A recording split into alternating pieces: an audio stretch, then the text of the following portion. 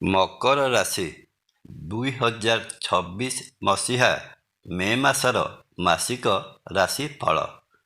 ଏ ମାସରେ ଗ୍ରହ ନକ୍ଷତ୍ରମାନଙ୍କର ଗତିକୁ ନିରୀକ୍ଷଣ କଲେ ଜଣାଯାଏ ମେ ମାସଟି ମକର ରାଶି ଜାତ ବ୍ୟକ୍ତିଙ୍କ ପାଇଁ ବିଶେଷ ଶୁଭ ଫଳ ପ୍ରଦାନ କରିବ।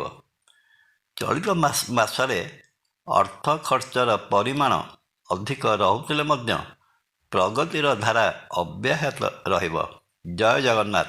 ନମସ୍କାର, ମୁଁ ତପନ ଡାଇଜେଷ୍ଟକୁ ଆପଣଙ୍କୁ ସ୍ୱାଗତ। ପ୍ରଥମେ କ୍ୟାରିୟର ଦୃଷ୍ଟିକୋଣରୁ ଦେଖିଲେ ଜଣାଯାଏ ମେ ମାସଟି ମକର ରାଶି ଜାତ ବ୍ୟକ୍ତିଙ୍କ ପାଇଁ ଅନୁଶାସନର ସମୟ ରହିବ। ପୂର୍ବରୁ କରିଥିବା କଠିନ ପରିଶ୍ରମର ଫଳ ଏ ମାସରେ ମିଳିବାକୁ ଯାଉଛି। ମେ ମାସରେ ଚାକିରି କ୍ଷେତ୍ରରେ ପ୍ରମୋସନର ଆଶା କରାଯାଏ, କିନ୍ତୁ ମାସର ପ୍ରଥମ 10 ଦିନ କର୍ମକ୍ଷେତ୍ରରେ କାମର ଅତ୍ୟଧିକ ଚାପ ହେତୁ ମାନସିକ ଦୁଶ୍ଚିନ୍ତା ସହିତ ହାଲିଆ ଅନୁଭବ କରିପାରନ୍ତି। ମଇ ମାସର ଦ୍ୱିତୀୟାର୍ଦ୍ଧଟି ବ୍ୟବସାୟୀ ବ୍ୟକ୍ତିଙ୍କ ପାଇଁ ଉତ୍ତମ ଫଳ ପ୍ରଦାନ କରିବ। କିଣାବିକାରେ ବୃଦ୍ଧି ଆସିବା ସହିତ ବ୍ୟବସାୟ ସ୍ଥଳର ବିସ୍ତାର କରିବା ପାଇଁ ଚିନ୍ତା କରିବେ।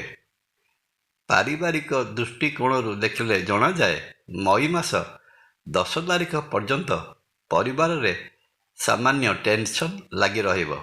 ମେ ମାସ 11 ତାରିଖ ପରେ ମଙ୍ଗଳ ନିଜ ରାଶି ମେଷ ରାଶିରେ ପ୍ରବେଶ କଲେ ବନ୍ଧୁ ଓ ପରିଜନମାନଙ୍କର ସପୋର୍ଟ ମିଳିବ। ଗୃହ ନିର୍ମାଣ ଅଥବା ମରାମତି କାର୍ଯ୍ୟରେ ଅର୍ଥ ନିବେଶ କରିବେ। ସମ୍ପତ୍ତି କ୍ରୟ କରିବା ସହିତ ଯାନବାହନ କ୍ରୟ କରିବାର ସୁଯୋଗ ଆସିବ। ମଙ୍ଗଳ ମହାଗ୍ରହଙ୍କର ଚତୁର୍ଥ ଦୃଷ୍ଟି ମକର ରାଶିର ସପ୍ତମ ଭାବ ଉପରେ ରହୁଥିବାରୁ ଦାମ୍ପତ୍ୟ ଜୀବନରେ ବିଭ୍ରାଟ ସୃଷ୍ଟି ହେବ। ପ୍ରେମ ସମ୍ପର୍କରେ ରହିଥିବା ମକର ରାଶି ପୁଅ ଓ ଝିଅଙ୍କ ପାଇଁ ଏ ମାସରେ ପଞ୍ଚମ ଭାବର ଅଧିପତି ଶୁକ୍ର ମହାଗ୍ରହଙ୍କର ବିଶେଷ ଅନୁଗ୍ରହ ରହୁଥିବାରୁ ପ୍ରେମ ଭାବରେ ବଡ଼ ରୋମାଣ୍ଟିକ୍ ଭାବ ଦେଖାଯିବ। ପାରସ୍ପରିକ ବୁଝାମଣାରେ ପ୍ରେମ ବିବାହ କରିବା ପାଇଁ କଥା ଯାଇପାରେ, କିନ୍ତୁ ମକର ରାଶି ଅଧିପତି ଶନିଙ୍କର ଦୃଷ୍ଟି ପଞ୍ଚମ ଭାବ ଉପରକୁ ରହୁଥିବାରୁ ଲଭ୍ ଲାଇଫ୍ରେ ସନ୍ଦେହର କଳାମେଘ ମଧ୍ୟ ଦେଖାଦେଇପାରେ। ସେଥିପ୍ରତି ସତର୍କ ରହିବେ। ବିନା କାରଣରେ କାହାରିକୁ ସନ୍ଦେହ ଚକ୍ଷୁରେ ଦେଖିବା ଠିକ୍ ହେବ ନାହିଁ। ନିଜର ବାଣୀକୁ ନିଜ ନିୟନ୍ତ୍ରଣ ଭିତରେ ରଖନ୍ତୁ। ଅଧ୍ୟୟନରତ ଛାତ୍ରଛାତ୍ରୀମାନେ ଦେଇଥିବା ପରୀକ୍ଷାରେ କୃତିତ୍ୱର ସହିତ କୃତକାର୍ଯ୍ୟ ହେବେ। ଉଚ୍ଚତର ଶିକ୍ଷା ଗ୍ରହଣ ପାଇଁ ବିଦେଶ କିମ୍ବା ଘରଠାରୁ ଦୂରକୁ ଯିବା ପାଇଁ ଯୋଜନା ପ୍ରସ୍ତୁତ ହେବ। ସନ୍ତାନମାନେ ଆଜ୍ଞାଧୀନ ହେବେ।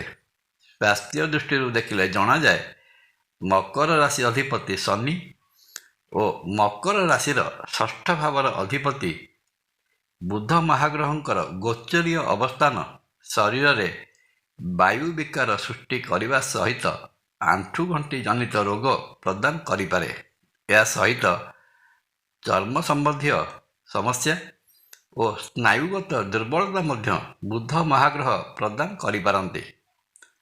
ମକର ରାଶି ଜାତ ବ୍ୟକ୍ତି ମେ ମାସରେ ପାଇବାକୁ ଥିବା ଅଶୁଭ ଫଳକୁ ଏଡ଼ାଇ ଶୁଭ ଫଳ ପାଇବା ନିମନ୍ତେ ଶନି ମହାଗ୍ରହଙ୍କର ଅଧିଷ୍ଠାତ୍ରୀ ଦେବୀ ମା ଦକ୍ଷିଣକାଳୀଙ୍କର ପୂଜା ଆରାଧନା କରନ୍ତୁ। ପ୍ରତ୍ୟହ ହନୁମାନ ଚାଳିସା ପାଠ କଲେ ବହୁତ ଗୁଡ଼ିଏ ସମସ୍ୟାର ନିରାକରଣ ହୋଇଥାଏ।